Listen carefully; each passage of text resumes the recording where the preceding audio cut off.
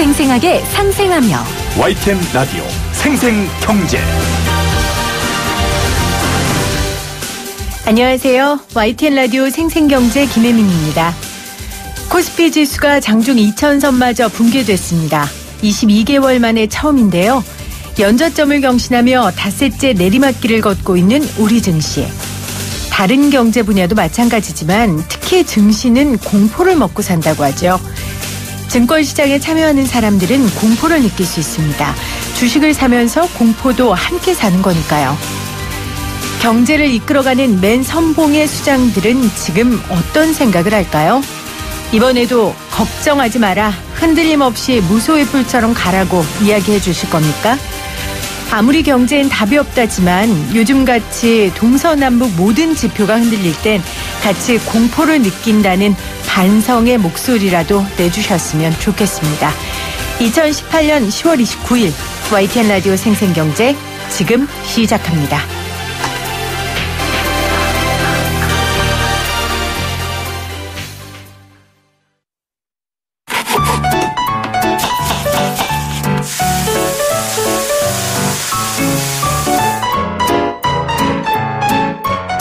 가장 맛있고 싼 제철 식품은 무엇인지 한 주간 재래시장과 대형마트의 생생한 물가 정보를 살펴보는 시간입니다.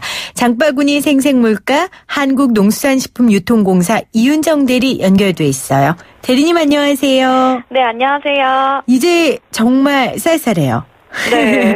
늦가을이 금방 지나고 겨울이 올 것 같은 날씨인데 겨울 오기 전에 어디 놀러 갈 데 없을까요? 네, 이 가을을 좀 이렇게 보내기 아까운 분들을 위해서요. 해수부에서 가을 여행 주간을 맞아 어촌 체험마 8선을 소개했는데요. 네. 저는 그중에서도 좀 해안 절경이 아름다운 강원도 삼척의 장호 어촌 체험마를 조금 추천드리고 싶어요. 이 멋있는 절경도 좋지만 또 그래도 여행의 꽃은 맛있는 음식이잖아요. 아우, 그럼요. 네. 그래서 이 장호 어촌 체험마을에 가시면 좀 쫄깃하고 담백한 육질을 자랑하는 제철 문어를 맛보실 수가 있고요. 그 외에도 서해안의 일몰과 일출을 모두 감상할 수 있는 이 충남 서천의 월화성 어촌 체험마을도 좀 굉장히 이렇게 낭만적인 여행지니까요. 네. 해양수산부 홈페이지에서 다른 6곳도 마저 확인하시고 취향 따라 입맛 따라 여행 가시는 거 추천드리고 싶어요. 해양수산부 홈페이지 가시면 여러분 취향 따라 입맛 따라 여행지 고르실 수 있다고 합니다. 한번 참고하셔서 좋은 여행 되시고요. 좋은 경치에서 맛있는 것도 먹을 수 있다고 하니까 정말 좋은 여행 우리 대리님이 소개해 주셨어요. 본격적으로 이번 주 저렴하게 살 수 있는 품목 어떤 것 있을까요? 네, 이번 주는 배추가 조금 저렴해졌어요. 그 이유가 지금 시중에 있는 배추는 고랭지 배추라고 해서 주로 강원도에서 많이 재배되는 여름 배추라고 보시면 되는데요. 네. 이제 이 고랭지 배추 생산이 좀 마무리 단계거든요. 또 남부 지역에서는 지금 슬슬 가을 배추가 나오고 있어가지고요. 가을 배추가 나오기 전에 이 고랭지 배추 재고를 조금 저렴하게 판매하다 보니까 가격 6.2% 내려서 이번 주는 포기당 3,500원 정도 하고 있어요. 배추하니까 올해 김장 담그는데 얼마가 들지 좀 궁금하네요. AT유통공사에서 매달 발표하는 김치 지수 수치 나왔습니까? 네, 한국농수산식품유통공사에서 4인 가족을 기준으로 해서 김치 재료 총 13개 품목의 구입 비용을 좀 시켜서 발표를 하고 있는데요. 이번 10월에 조사된 김치 지수를 조금 알려드릴게요. 네. 평년 김치 비용을 100으로 설정하고 또 가격이 평년에 비해서 얼마나 오르고 내렸는지를 알아보기 위함인데요. 평년이라고 하면 조금 생소하실 것 같아서 잠깐 간단하게 설명을 드리면요. 네. 최근 5개년, 그러니까 2013년부터 2017년까지 생각하시면 되겠죠. 이제 여기서 최대값이랑 최소값을 뺀 이 3개년도의 평균을 평년값이라고 해요. 아, 그렇군요. 네. 이 평년 이 김장 비용이 23만 6,600원 정도인데 이번 달 김치 지수는 124.5로 총 29만 4,700원 정도 드는 것으로 조사가 됐어요. 네. 124.5라고 하면 평년에 비해 거의 25% 오른 건데 5년 새에 어떤 품목들이 특히 올랐습니까? 네, 이 품목별로 조금 살펴드릴게요. 먼저 배추랑 무는 평년에 비해서 각각 31.3% 그리고 67.3% 정도 올라서요. 네. 배추는 20포기당 85,000원, 그리고 무는 10개당 29,600원으로 조사가 됐고요. 또 양념류에 들어가는 재료가 이제 고춧가루, 마늘, 대파, 쪽파, 생강 등이 있는데 평년이랑 비교했을 때 대파 가격이 조금 많이 오르긴 했어요. 네. 근데 다행히도 지금은 가격이 좀 내려가는 추세여서요. 본격적으로 이 김장이 시작되는 다음 달까지 한번 좀 지켜봐야 할 것 같고요. 또 생강 같은 경우에는 올해 특히 조금 작황이 많이 안 좋았어요. 그래서 120g 기준으로 평년 1,150원에 비해서 이번 달은 1,600원 정도로 40% 오른 가격입니다. 마지막으로 제철 먹거리로 만들 수 있는 맛있는 레시피 하나 알려주세요. 네, 이번 달 제철 먹거리인 메밀로 메밀 부침 해 드실 수 있는 간단한 레시피 하나 알려드릴게요. 메밀 부침이 또 비 오는 날 먹으면 진짜 맛있거든요. 맞아요. 네, 재료는 진짜 간단하게 이 묵은 배추김치랑 실파랑 메밀가루만 있으면 되고요. 묵은 배추김치는 길게 찢어서 또 실파는 한 줄씩 떼어놓은 채로 준비를 해주세요. 그 다음에 이제 메밀가루에 물을 섞어서요. 프라이팬에 한 국자 떠서 가장자리부터 이렇게 아주 얇게 핀 다음에 배추김치랑 실파를 한 2-3줄기씩 넣고 이제 앞뒤로 노릇노릇하게 구워주시면은 맛있는 메밀부침 완성입니다. 아, 맛있는 노릇노릇 소리 들으니까 막 맛있는 냄새가 나는 것 같아요. 네. 오늘도 좋은 정보 감사합니다. 지금까지 한국농수산식품유통공사 이윤정 대리였습니다. 고맙습니다. 감사합니다. 쉽다, 재미있다, 어라? 무슨 말인지 이해가 간다. YTN 라디오 생생경제. 오늘 가장 뜨거운 경제 뉴스를 제일 생생하게 전해드리는 시간입니다. 제가 오늘 코스피 지수 2000 붕괴된 소식 오프닝으로 전해드렸는데요. 또 속없이 맛있는 이야기 한다고 좋아했어요. 민망합니다. 지금 코스피 지수 붕괴된 것 때문에 정말 정말 말 그대로 멘탈 붕괴되신 분들도 많으실 것 같은데 오늘 조금 더 그런 이야기 해봐야 될 것 같습니다. 우리 경제의 든든한 기둥이었던 자동차 산업도 지금 속절없이 무너지고 있는 느낌인데요. 대덕대 이호근 교수 전화 연결해서 관련 이야기 좀 나눠보도록 하겠습니다. 교수님 안녕하세요. 예, 안녕하세요. 자동차 산업이 위기다. 교수님도 이런 경고 사인에 어떻게 동감하십니까? 동감할 수밖에 없죠. 이제 3분기 실적을 보면 위기가 맞고요. 네. 이제 뭐 우리나라에서 자동차 얘기를 하려면 현대기아를 빼놓고 얘기할 수는 없으니까요. 네. 영업이익이 뭐 작년 대비 4분의 1 수준이고 기아자동차도 시장 전망치 2천억에 한 3분의 1에 불과하고요. 이 와중에 이제 뭐 쌍용은 7년 연속 적자고 GM은 올해 뭐 1조 원 적자를 예약해둔 또 예약이 있고요. 예약까지 했습니까? 적자를. 그렇죠. 예. 네. 실제 뭐 조금 아까 뭐 김장 얘기하시고 네. 쪽파, 대파 말씀하시는 거 저도 들었는데 네. 그런 방송이라 제가 좀 고상하게 표현을 하고 있지만 피부로 느끼는 심각성은 훨씬 크고요. 그렇군요. 저도 뭐 자동차로 먹고 사는 사람 중에 한 명인데 네. 사적인 자리에서는 이러다 이민 가야 되지 않겠나 이런 얘기를 할 정도로 정말 심각하고 단기간에 해결책이 보이지 않는 게 현실입니다. 네. 자동차 산업이 우리나라의 굉장히 든든한 기둥이었잖아요. 예. 근데 이렇게 무너져 버리면 진짜 큰일인데 그럼 좀 자세히 살펴보죠. 완성차와 부품업계 좀 이렇게 나눠서 보겠습니다. 일단 완성차. 현대기아차 같은 회사들인데요. 왜 고전합니까? 그러니까 뭐 사람들이 덜 사서 아니면 뭐 해외 시장에서 인기가 떨어져서 원인이 뭡니까?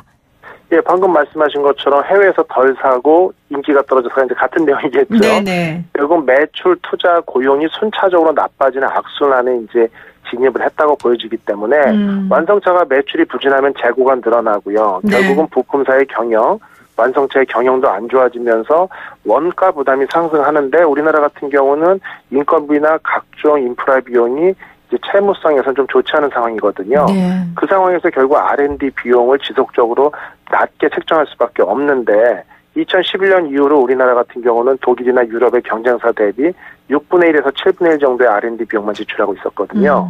결국 그러다 보니까 또 경쟁력이 약화돼서 매출이 다시 부진해지고 결국 이러한 악순환이 현재 시작이 된 걸로 보여지고요. 네. 결국 근본적인 원인은 고비용의 저효율 부담이 누적된 상황이다.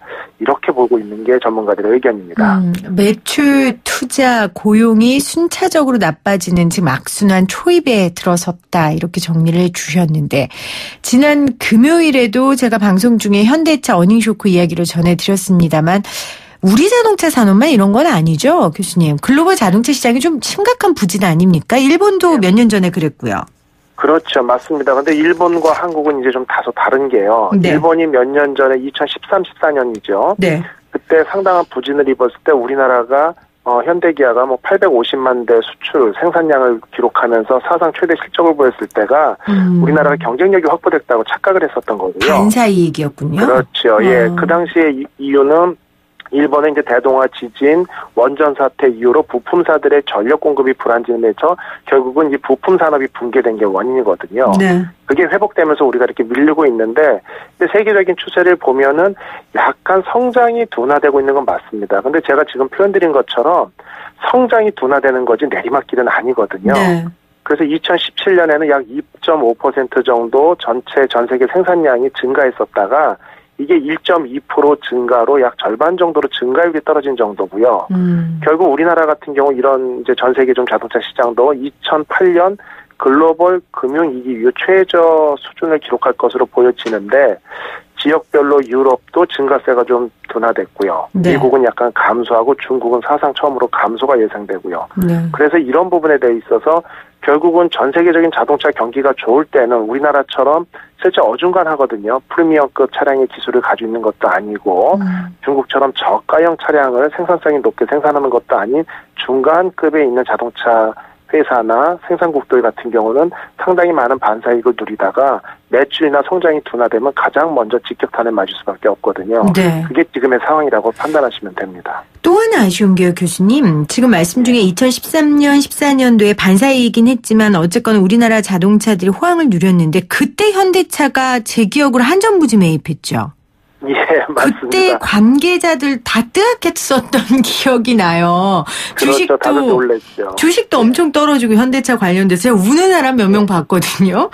이게 좀 현대차의 발목을 그래도 좀 잡았던 거 아닌가 이런 좀 아쉬움이 있어요. 실제 뭐 한 건만으로 잡았다고 보기는 어렵지만 그렇죠. 그 당시에 네네. 한전부지를 매입했던 10조가 어느 정도 규모냐 하면 최근에 중국의 자동차 회사가 지리자동차가 그 메르세데스 벤츠 쪽에 지분 5% 인수하는 데 들어간 돈이 비슷하거든요. 네. 그래서 그 정도의 돈을 투입을 해서 벤츠의 지분을 중국에서 인수하게 되면서 최근에 가장 큰 걱정을 한 게 만도입니다. 네. 만도가 부품을 공급하면서 자율주행 자동차 부품을 벤츠하고 같이 개발하면서 공급할 계획을 세웠다가 중국 측에다가 세웠다가 당연히 뭐 이제 벤츠하고 중국이 손을 잡게 되면서 어떻게 보면 실린더나 쇼바 등의 부품만 공급하는 회사로 전락할 위험성도 있거든요. 네. 결국 이렇게 M&A나 기술 투자나 이런 거 하나가 결국 부품 산업에 큰 영향을 미치는데 그렇죠. 결국은 그런 것들이 누적되다 보니까 이러한 어떤 악영향을 미치지 않는다 이렇게 평가하고 있는 것이죠. 그래서 지금 완성차 회사 수익률도 말할 것도 없고 부품 업체들 회사들은 이보다 더 심한데 은행에서 부품 업계에 자금 더 이상 안 빌려준단 말도 있더라고요. 그렇죠. 회사가 어렵다고 하면 기존에 이미 대출이 되어 있는데 그걸 회수하기 어렵다라고 보는 게 은행의 어떤 당연한 생리고요. 네. 결국은 뭐 현대기아자동차, 한국 GM 등 완성차 업체의 실적 부진은 결국 부품을 공급하는 협력 업체들의 경영 위기에 빠지는 이런 연결고리에 있거든요. 네. 그리고 공장 가동률 떨어지고 있고요. 매출 하락이고요. 최저 인건비 올라가고 52시간 근무 제한 걸리고요. 결국 은행권에서도 이제 자동차 부품 업계를 고위험군으로 분류하면서 신규 대출은 물론이고 만기 연장도 좀 끔찍하게 보고 있기 때문에 네. 이 부분에 대한 상당히 위기가 다가왔다 이렇게 볼 수 있습니다. 그래서 부품 업계가 지금 3조 원 규모의 금융 지원을 요청했다고 하더라고요. 그래서 정부가 조만간 금융 지원을 포함한 자동차 부품 업계 지원 방안을 발표하겠다고 했는데 부품 업계가 원하는 만큼 반영이 될까요? 최대한 반영을 한다고 했고 실제 이번 정부 들어서는 일자리 창출이나 일자리 네. 감소에 대해서 상당히 예민하기 때문에 최선을 다할 게 분명하지만 전문가들 입장에서는 이게 당장 한두 번의 자금 지원을 떠나가지고 장기적인 체질 개선에 필요한 자금으로 써야 된다 이런 부분이거든요. 일시적인 자금 지원은 안 된다. 예. 그래서 유사 부품 공급사 간의 M&A 등도 추진을 해야 되고 네. 경쟁력 확보를 위한 어떤 R&D 비용 이런 쪽으로 비용이 많이 쓰여야 되는데 실제 3조 1천억 규모의 자금 중에서 R&D 비용 쪽의 지원은 4천억 정도밖에 되지 않기 때문에 단발성 해결책이 아닐까라고 많은 우려를 하고 있는 게 현실입니다. 그러면 단발성 해결책 말고요. 장기적인 접근을 우리가 한번 해본다면은 최근에 정부가 자동차 산업의 새로운 사업, 이 수소차 지원 결정을 했잖아요. 이런 것도 장기적 투자, 장기적 해결 방안이 됩니까? 이 부분이 이제 가장 어렵습니다. 뭐냐면 현재 내연기관으로 움직이는 자동차 시장이 점차 축소되고 있고 뭐 국가별로 다소 상이하지만 뭐 빠르면 7, 8년 길면 2030년에는 내연기관차의 생산과 판매를 금지하겠다 이런 나라들이 많거든요. 결국 말씀하신 것처럼 수소 전기차나 전기차 이런 친환경차에 대한 기술 지원은 미래 자동차 산업의 투자가 맞고요. 특히 우리나라가 99% 이상의 기술력을 가지고 있는 수소전기차에 대한 투자 반드시 필요하고 네. 그에 대한 부품 산업의 확장도 필요합니다. 가장 큰 문제는 제가 지금 말씀드린 것처럼 짧아야 7년, 길면 12, 13년 후에 시장이 확대되고 극단적으로 팽창하는 시장이거든요. 네. 그런데 우리나라가 예를 들어서 현대자동차가 중국에 공장을 하나 설립을 할 때는요. 5년을 봅니다. 5년 안에 다 본전을 빼고 그 이후 시장이 어떻게 될지 모른다. 이런 전망을 갖고 보거든요. 네. 그 얘기는 2011년부터 시작된 우리나라 지금 자동차 부품 산업의 위기, 이게 7, 8년이 지나서 이제서야 완전한 어떤 위기의 절벽 상황에 맞이한 것처럼 친환경 자동차에 대한 미래 산업에 대한 투자가 지금 시작된다 하더라도 그 결실을 볼 때까지 최소한 7, 8년을 버틸 수가 없다라는 거죠. 2, 3년을 버티지 못하고 생태계가 붕괴된다라고 하면 그렇죠. 그런 친환경차에 대한 R&D 비용 투자도 결국 물거품으로 사라질 수밖에 없기 때문에 각종 전문가들이 이게 암담하다고 표현을 하는 것입니다. 그렇다면요, 교수님. 새로운 시장 개척에는 어떤 게 있을까요? 그러니까 제가 말씀드리는 거는 이제 자동차 수출하는 데 있어서 우리가 지금 주요 국가라고 삼는 무역국들 있잖아요. 그런 국가들 말고 뭐 새로운 시장을 개척한다든지 이런 부분도 하나의 대안이 될 수 있을까요? 대안이 될 수 있습니다만 예를 들면 우리가 중국, 미국, 유럽이 3대 이제 마켓이었고요. 네. 그다음에 이제 남미 시장하고 인도 시장을 다음 타겟으로 보고 실제 그런 쪽에 대한 마케팅 전환이 메이커를 중심으로 이루어지고는 있었습니다. 그런데 가장 큰 문제는 네. 자동차를 생산해서 판매한다는 데 있어서는 신차 개발과 마케팅 이런 게 중요하지 않습니까? 네. 그런데 신차 개발은요. 최소한 2에서 3년, 길면 4년에서 5년까지 걸리는 부분이기 때문에 이제 와서 급작스럽게 새로운 아주 혁신적인 차를 개발해가지고 시장을 뚫고 글로벌 경쟁력을 키우겠다는 쉽지 않은 얘기라는 거죠. 네. 결국 그렇다라고 보면은 당장 손을 댈 수 있는 부분은 실제 생산성과 경쟁력 확보거든요. 네. 그런데 이제 GM 사태를 보면 우리나라에 GM 공장이 들어섰던 게 1997년이고요. 21년 전에 들어선 게 최신 시설의 공장이라고 우리가 얘기를 합니다. 네. 그 이후 공장 설립이 없었어요. 그 얘기는 이미 노동 생산성 면에서 자동차의 생산 경쟁력은 상당히 떨어진 게 우리나라다. 결국 그래서 GM도 R&D 법인 분리를 통해서 다른 방법을 모색하고 있거든요. 네. 결국은 단기적으로 쉽지는 않습니다만 경쟁 차종, 신차 모델 개발, 신시장 개척 이렇게 3, 4년에서 4, 5년 이상 걸리는 롱플랜보다는 당장 우리가 노사 합의를 통해서 자동차의 생산 경쟁력을 높이고 효율성을 극대화할 수 있는 방법을 빨리 찾지 않으면 실제 이게 쉽지 않다 이렇게 볼 수 있는 것이죠. 아휴, 자동차 뉴스가 사실 경제 뉴스로만 나오지 않아요. 말씀하신 것처럼 쌍용, GM 다 사회면에서도 나왔고 정치면에서도 나왔고 그렇죠? 그 이야기는 그만큼 해결하기 힘든 게 이 자동차 산업에 지금 얽힌 문제들이라는 말이거든요. 아무튼 오늘 교수님의 조언 잘 들어서 후진 모드 한국 자동차 산업 좀 전진 모드로 바뀌었으면 좋겠습니다. 교수님 오늘 네, 교수님 오늘 인터뷰 고맙습니다. 감사합니다. 지금까지 대덕대 이호근 교수였습니다.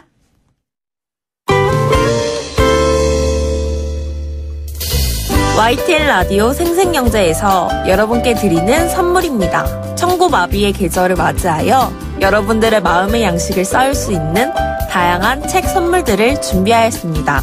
밀리의 서재에서 전자책을 자유롭게 읽을 수 있는 3개월 무료 이용권을, 한국경제신문에서 다양한 경제서적을, 요리하는 CEO 박미란 고수의 가정 간편식 응용 요리책을, 건조한 피부 톡 쏘는 탄산으로 아픈 만큼 아름다워지는 주식회사 테미스의 테미스 센텔라 탄산팩 세트까지 퀴즈를 맞추시고 의견을 보내주시는 분들께 추첨을 통하여 선물을 마구마구 보내드립니다. 갑자기 날이 너무 추워져서 움츠려드는 오늘인데 코스피 이야기에 이 자동차 산업 이야기까지 괜히 기죽는 것 같아요. 경제방송 진행하다 보니까 이 경제 오락내리락이 저의 컨디션을 좌우하네요. 이 푸짐한 선물 받으실 수 있는 방법 안내해 드릴게요. 지금부터 제가 내는 퀴즈 잘 들으시고요. 샵 0945 오물정 0945 문자 보내주세요. 오늘의 생생 퀴즈입니다. 국내 자동차 산업이 큰 위기를 맞고 있습니다. 현대차의 3분기 영업이익이 지난해 같은 기간보다 76% 감소하여 이것에 빠졌는데요. 이것은 기업이 시장에서 예상했던 것보다 저조한 실적을 발표하여 주가에 영향을 미치는 현상을 말합니다. 1번 어닝 쇼크, 2번 컬처 쇼크입니다.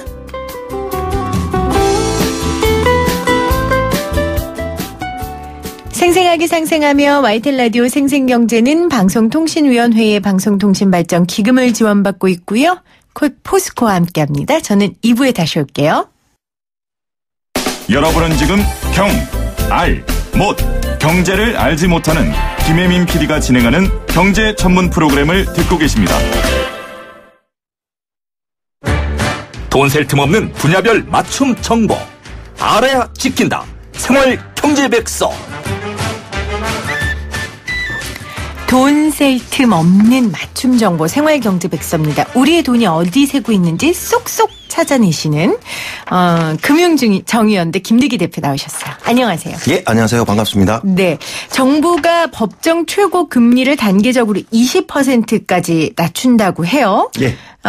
어떻게 보셨어요? 법정금리 20%까지 낮추는 건 확정된 건 아니고요. 29%대에서 지금 24%는 낮춰져 있는 상태이고 네. 20%로 낮춰진다면 전 국민들이 아마 환호하고 혜택을. 좋아할 겁니다. 그러면 지금 발표한 건 뭐예요? 지금 이야기한 건? 지금 이야기한 건 저축은행이 대출금리나 그러니까 대출금리를 법정금리보다는 낮아졌을 때 같이 낮추겠다. 그래서 표준약관을 개정하겠다라고 하고 이 개정한 게 11월 1일부터 시행되는 걸로 발표되었습니다. 이것만으로도 의미는 있는 거 아니에요? 대단히 의미 있죠. 어떤 의미입니까? 조금 더 풀이해 주세요. 그동안은 법정이자 대법체의 대출이자가 낮춰진다 하더라도 기존의 고객들에게는 혜택을 보지 못했습니다. 네.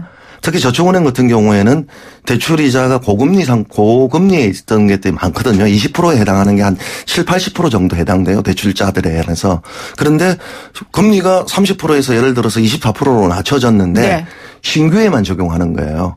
그럼 기존 고객들에게는 법정 금리가 낮아졌음에도 불구하고 24%를 적용하지 않고 갱신해질 때마다 바꿔주는 경우들이거든요. 근데 이거는 고객들이 알아서 난리를 치면 저축은행에서는 와서 그러니까 대출을 중단시키고 상환시키고 신규 대출 방식으로 대출을 갈아탄다고 하거든요. 네. 갈아타는 방식으로 인하를 시켰는데 그것도 아는 분들에게 문제 제기하는 분들에 한해서 했고요. 이번에 이 표준약관이 만약에 저축은행에서 전부 다 시행하는 것들로 받아들인다면 전 대출자들에게 시행일로부터 적용이 될 수 있습니다. 네.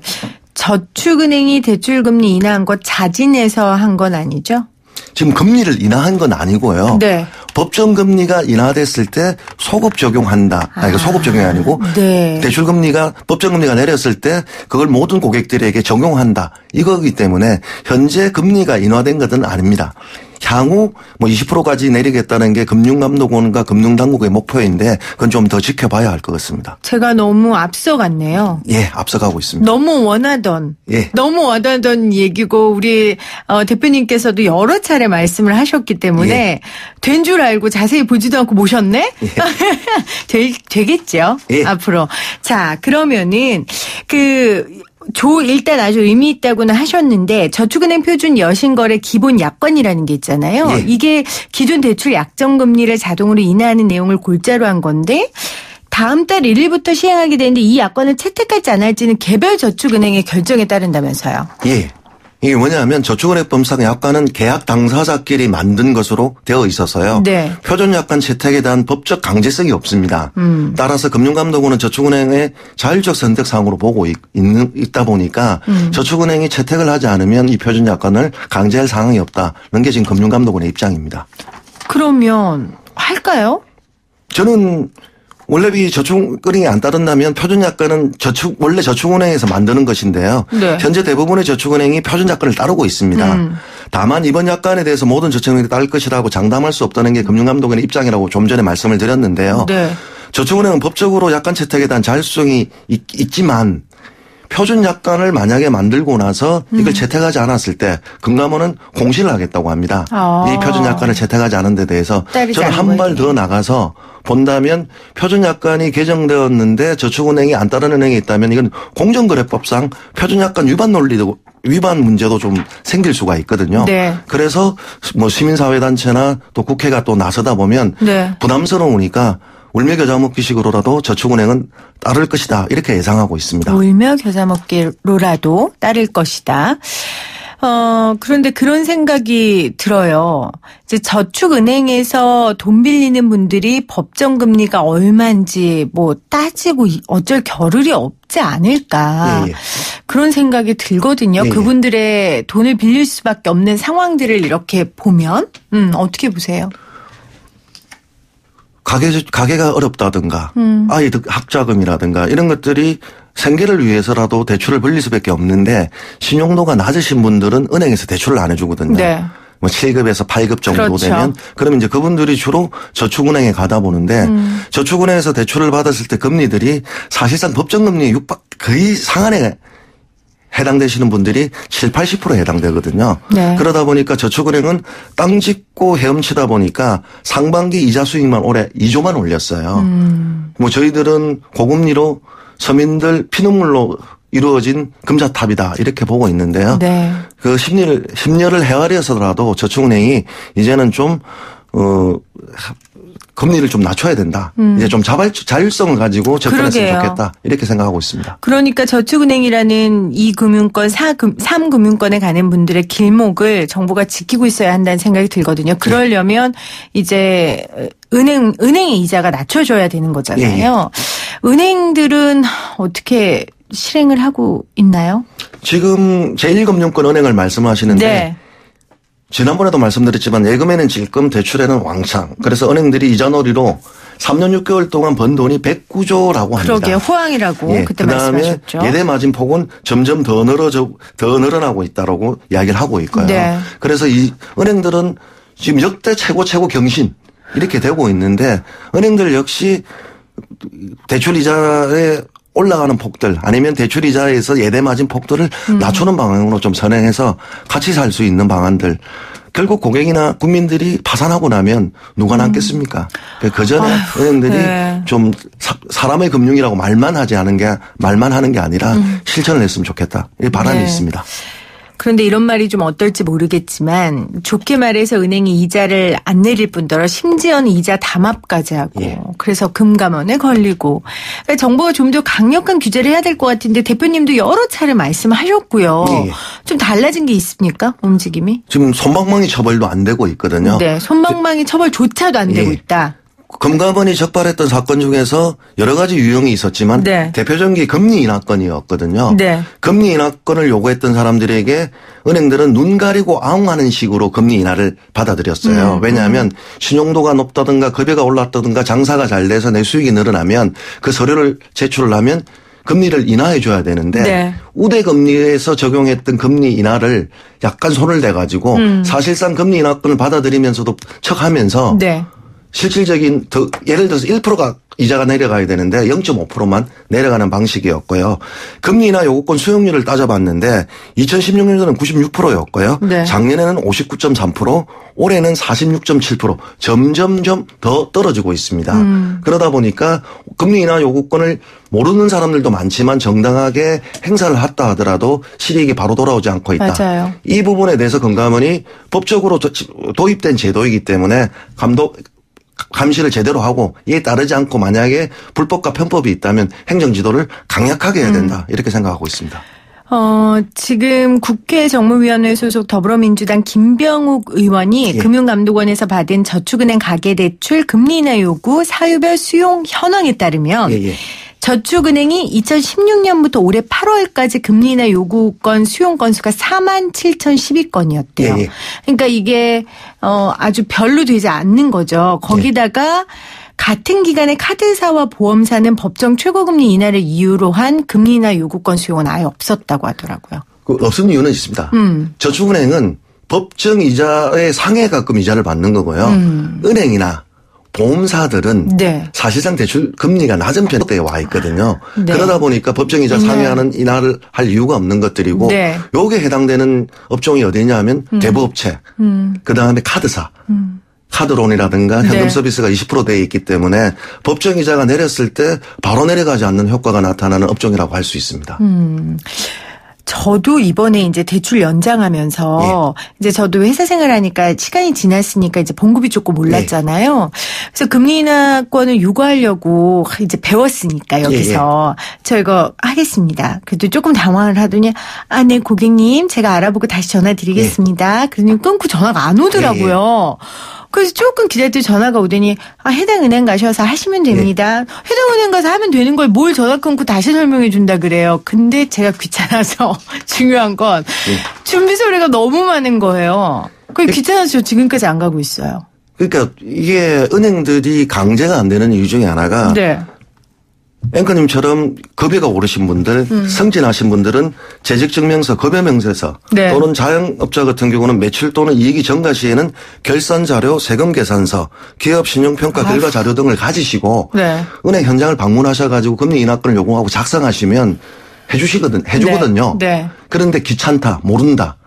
이렇게 되다 보니까 안 가는 거죠. 왜냐하면 금리 인하 요구권에 대해서 지난해 한국소비자연구원에서 실시한 설문조사에 따르면 61.5%만이 금리 인하 요구권에 대해서 모른다고 이야기하고 있어요. 40%가 알고 있고 나머지 절반 이상들은 모르고 있는 상태고 40% 아시는 분도 귀찮고 그 얼마 혜택 될까 싶어가지고 행사를 잘 안 하다 보니까 이게 유명무실해지는 제도로 갈 수가 있는데 어렵게 만들어낸 제도이거든요. 저희들 같은 단체가 계속 요구해서 은행이 알아서 내려주지 않습니다. 그러면 우리 권리는 우리가 찾아야 되는데 그 귀찮음이 있다 하시더라도 관련 서류만 진구하시고 은행 영업점만 방문하시면 되거든요. 곧 방문하셔가지고 인하 요구권 행사해 주시길 바라겠습니다. 그래야겠어요. 진짜 이번 기회로 다시 한번 생각이 났네요. 가서 좀 저도 소비자의 권리를 제가 좀 행사해야겠다는 생각이 듭니다. 또 저희가 이야기 나누고 싶은 거는 금융사들의 입사 비리 같은 거 있었잖아요. 채용 비리. 그게 지금 가을에 지금 채용을 막 하는 시즌이어서 이 부분에 대한 거 하도 이런 일이 많아서 어떻게 대책이나 대안들이 있었습니까? 지금 은행권 채용비리 관련해서는 대표적인 게 하나은행, 신한은행, 그다음에 국민은행, 우리은행 지금 재판 중에 있는데 저희들은 용두삼이 수사라고 하고 있거든요. 몸통은 기소되지 않고 다 빠져나가고 꼬리인 인사 담당 실무자들만 지금 기소가 된 상태에서 부산은행은 실형이 선고되었는데 얼마 전에 국민은행은 인사 담당 실무자들이 집행유예를 받았어요. 이거는 솜방망이 처벌이라고 저희들도 보고 있는 거고요. 이제 그러다 보니까 앞으로 예견되는 것들은 다들 그 선이 아니겠냐. 그러니까 집행유예 정도 선으로 끝나는 것들이고 지금 남아있는 게 신한은행이 남아있는데 신한은행 같은 경우는 조용병 회장을 구속영장을 청구했다가 기각이 된 상태거든요. 이건 좀 지켜봐야 될 것 같고요. 금감원 같은 경우에는 낙방한 사람이 소송을 했어요. 손해배상 청구 소송을 해서 8천만 원을 달라고 했고 금감원은 그 소송 결과에 따라서 부정하게 입행한 사람을 취소시키고 구제를 어떻게 할 건지 조만간 발표하겠다라고 하고 있고요. 개선을 했습니다. 그래서 외주를 줘가지고 인크로트나 이런 데서 지금 신규 채용을 하고 있고 시험을 보고 있는데 또 논란이 되고 있는 게 시험 문제가 시중에 문제집에서 그대로 뺏겼다. 뭐 이런 논란이 있었고 얼마 전 KBS 보도에 따르면 시험 문제 유출 인터뷰도 하나 있었거든요. 그래서 불공정 논란은 계속 여전히 반복되고 있는데 핵심은 채용 비리 같은 경우에는 그러니까 청년들이 제일 많이 취직하는 곳이거든요. 첫째 공무원들. 그리고 은행. 왜 이런 곳에 취직을 많이 하냐. 돈을 많이 줘서 하는 것도 있지만 취업이 공정하다고 생각을 하거든요. 재벌회사나 이런 데서는 스카이나 학벌을 따질 건데 근데 이번에 알고 보니까 은행이 재벌회사 못지않게 스카이, 학력차별, 심지어 여성차별이 있었거든요. 이제 그러다 보니까 이번에 단죄를 했습니다. 어쨌든 그 부분에 대해서는 국민은행 판결에 보면 남녀차별이 있었다라고 판결을 해서 집행유예였지만 국민은행에 벌금도 부과한 상태이기 때문에 남녀차별은 이번 은행이 시정하지 않을까 이렇게 보고 있습니다. 금융권의 가장 큰 덕목은 정확성과 정직 아니겠습니까? 정직이죠. 신뢰. 그렇죠. 네, 신뢰. 가장 정확하고 정직하고 신뢰를 발휘해야 되는 부분이 이 입사. 사람은 채용하는 문제니까요. 이 부분에 대한 신뢰를 회복을 금융권이 꼭 하시기를 바라고요. 지금 문자로 9778님이 금리 인하에 대한 이야기를 좀 해주셨어요. 그러니까 저희가 방송에서 금리 오르냐 내리냐 이야기를 다른 전문가들이랑 했는데 경제 교수님이나 전문가들은 우리가 좀 힘들어도 올려야 된다라고 대부분 얘기를 하세요. 근데 우리 대표님은 어쨌건 우리 서민들 입장에서 소비자들 입장에서 많이 연구하고 하시는 분이니까 소비자들 입장, 서민들 입장에서 금리 인상하면 좀 부담스럽잖아요. 그래도 올려야 됩니까? 아마 한국은행에서 이번에 따르는 금리가 오를 거라고 전 전문가들이 예상을 하고 있고 지금 미국 금리가 오르다 보니까 주식시장에서 이탈이 되어서 주가는 지금 공황 상태에 빠져서 오늘 뉴스 보니까 200선도 무너졌다. 속보가 뜨고 있는 것들인데 이거는 교과서에 나오는 공식이거든요. 금리가 미국 금리하고 역전이 나니까 한국에 투자했던 투자자들이 외국인들이 바이 코리아를 외치면서 가고 있는데 거기에다가 미국 중국과의 분쟁까지 있는데 아마 정권 담당자라든가 경제적 운영하시는 측면에서는 금리를 인상을 해야 된다는 데 대한 의무감까지 들고 있을 겁니다. 사실은. 그런데 저희들 입장에서 본다면 무턱대고 금리가 오를 때 가계대출에 미치는 영향은 크거든요. 0.25만 오른다고 해도 그게 장난 아니게 오르는 것들인데 그렇다면 부득불 저는 금리가 안 올랐으면 좋겠지만 경제적 영향에 미치는 영향에 따라서 금리가 부득불 오르게 된다면 대출금리 또 바로 올릴 거란 말이거든요. 은행들이. 그 금리를 인하하는 속도를 좀 더디게 한다든가 금리 인하폭이 한국은행에서 발표한 인상폭만큼 바로 대출금리에 반영할 것이 아니라 예대마진 폭을 차라리 줄이는 게 낫거든요. 지금 예대마진 폭들을 보면 2008까지 벌어졌어요. 박근혜 정부 때는 오히려 더 격차가 줄었다가 문재인 정부 들어서 가지고 격차가 벌어지고 있는데 얼마 전 국감장에서 금융위원장께서는 예대마진 금리 격차가 외국과 비해서 큰 차이가 아니다. 라는 깜짝 놀란 발언을 하셨는데 손 놓고 있지 마시고 차라리 금리가 오를 것을 예상을 하고 대출금리에 대한 이 변동폭들을 어떻게 줄 건지에 대해서 사전 강화적 측면으로 접근하는 게 대출자들 그리고 국민들에게 덜 충격적이지 않겠느냐 이렇게 보고 있습니다. 그러니까 한국 경제의 전체적인 걸 생각해서 금리를 오를 수밖에 없다면 가계대출 때문에 신음하고 있는 서민들을 위해 좀 은행이나 정부에서 맞는 그것에 맞는 그 상황에 맞는 대안을 좀 내놔달라라는 말씀이신 거죠. 그렇습니다. 지금 은행들 발표 보면 역대 최고 경신 또 경신 분기마다 실적 발표할 때만 그렇거든요. 언제까지 경신만 할 것이 아니라 국민들과 같이 가야 되지 않겠느냐. 그럼 대출자가 0.25 오른다고 생각을 해보십시오. 전 국민들에게 특히 서민들은 영향은 크거든요. 그 폭들을 둔화시키면서 가야 되는 것들인데 금융당국은 사전 예방을 해야 되는 것들이고 은행들은 돈놀이 장사한다는 이 비판에서 자유로워지려면 바로 0.25와 0.5를 올리는 것들이 아니라 단계적으로 방향을 좀 찾아서 가는 방안들이 필요하지 않겠냐 이렇게 보고 있습니다. 오늘 은행 법정 최대금리 낮춰진다는 그 정의연대 김두기 대표 말씀 나누고 있는데 공매도 국민연금 주식대여 이야기 우리 이거 해야 돼요. 우리가 그때 말씀 나눴잖아요. 그때 말씀 나누고 지적한 지 일주일 후에 뭔가 움직여져서 결국 일단 중단하기로 했어요. 우리의 이야기를 들은 걸까요? 저는 그렇게 생각하고 있고요. 저도 그렇게 생각합니다. 그 이야기 좀 해주세요. 공매도를 중단한 건 아니고요.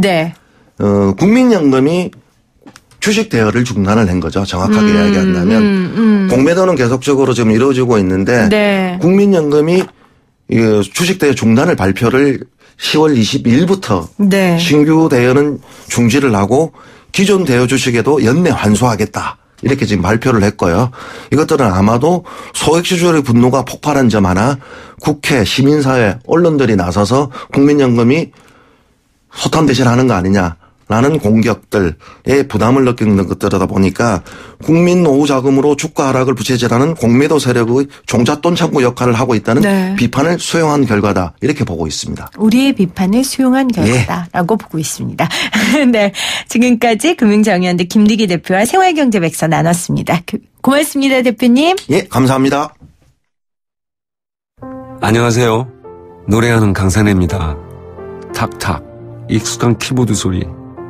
검색 하나로 천하 만물을 보고 천태만상의 세상이 만나집니다. 하지만 검색이 안 되는 말도 있습니다. 검색이 금지돼서 내용이 안 나오는 단어죠. 저와 함께 3일 동안 검색에 허락되지 않는 두 글자, 그리고 어느 인생에게도 허락돼서는 안 되는 두 글자에 대해 알아보시겠습니까? YTN 라디오 개국 10주년 특집 다큐멘터리 3부작 검색할 수 없는 두 글자. 10월 29일부터 3일간 오후 8시 20분에 방송됩니다. YTN 라디오 개국 10주년 다큐멘터리 검색할 수 없는 두 글자 오늘부터 3일 동안 방송됩니다.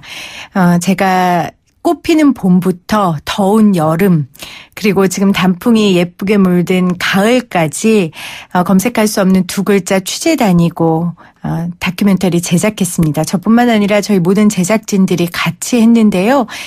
청취자 여러분들이 많이 들어봐 주셨으면 좋겠습니다. 1부는 그 사람이 몰랐던 두 가지 자살 시도자들과 유가족들의 이야기를 담고 있고요. 2부는 청소년들의 요즘 자살과 자해 문제가 심각합니다. 얘들아 우리 살자라는 제목으로 방송됩니다. 3부는 국가와 사회가 자살 예방에 나서야 하는 이유. 그래서 제목이 우리 모두 함께입니다. 제작하면서 참 많이 배웠고요. 많이 울었고요. 많이 웃었던 작품입니다. 여러분들 많이 들어봐 주시고 함께 이 다큐 들으면서 제작진들의 마음을 느껴주셨으면 좋겠습니다. 오늘 저녁 8시 20분입니다. 정면승부 들으시고 연이어 들으시면 되겠네요. 오늘 저녁 8시 20분입니다. 다큐멘터리 검색할 수 없는 두 글자 함께해 주세요. 자, 오늘 여러분들 저희 퀴즈 정답 많이 보내주셨어요. 1568님이 어닝쇼크. 아무리 주제가 한숨 나오는 얘기라지만 사회자분이 듣는 사람 힘 빠지게 계속 한숨 쉬는 건 안 좋아 보입니다. 이렇게 따끔하게 지적을 해주셨네요. 제가 오늘 그랬나요? 죄송합니다. 여러분들 이렇게 힘을 드려야 되는데 알겠습니다. 7740님 새싹이시네요. 1번 어닝쇼크. 또 2563님 새싹 어닝쇼크요. 하지만 우리 할 수 있습니다. 힘내라 한국경제 화이팅 이렇게 보내주셨고요.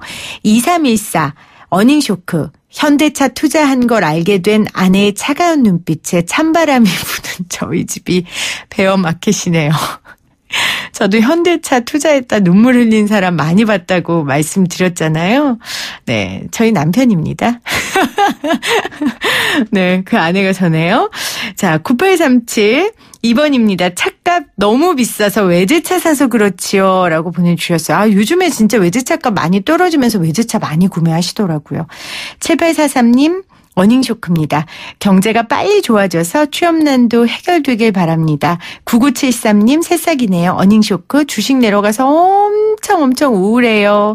보내주셨고요. 2556님도 색상님이세요. 어닝쇼크 보내주셨어요. 오늘도 문자로 정답 보내주신 분들 애청해 주신 모든 여러분 감사드립니다. 저는 내일 3시 10분에 다시 오도록 하겠습니다. 이 프로그램은 방송통신위원회의 방송통신발전 기금을 지원받아 제작하고 있고요. 포스코와 함께합니다. 여러분 고맙습니다.